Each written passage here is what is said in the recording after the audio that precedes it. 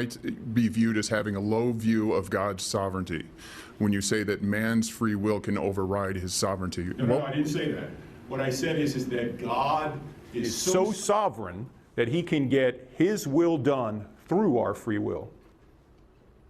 But isn't that negating the free will of man? No, if God wants to create a universe of free creatures, can he sovereignly do that? Sure. Okay, then that's what he's doing.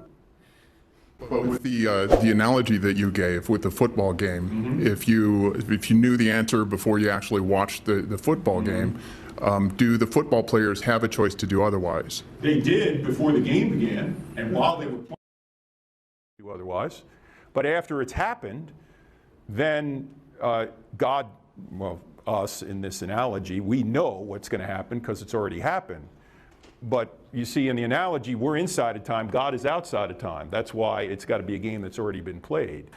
God is outside of time. He knows how this universe is going to turn out, but he elected to when he elected to create this universe, he elected that you and I would be standing here today, right now, but we're freely standing here today.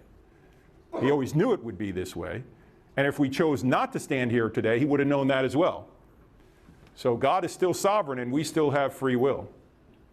So do we have free will if we can't choose to do otherwise? If he knows what we're going to do before we've done it, if we don't do what he knows us to do, that's a contradiction. So no, it's not a contradiction because God is not causing us to do what we're doing. He's just, he knows because he has knowledge, and he knows what we're going to do.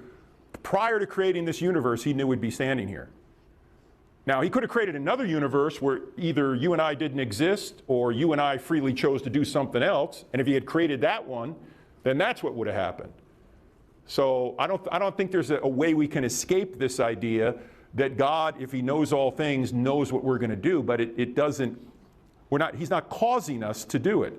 Just like that helicopter over those buildings in downtown Dallas can see these two cars are going to crack into one another. He's not causing them to crack into one another. He just knows it's going to happen. So he created us knowing what we were going to do? Of course he did. Okay. And then we didn't have a choice then? No, he knew what we were freely going to choose to do.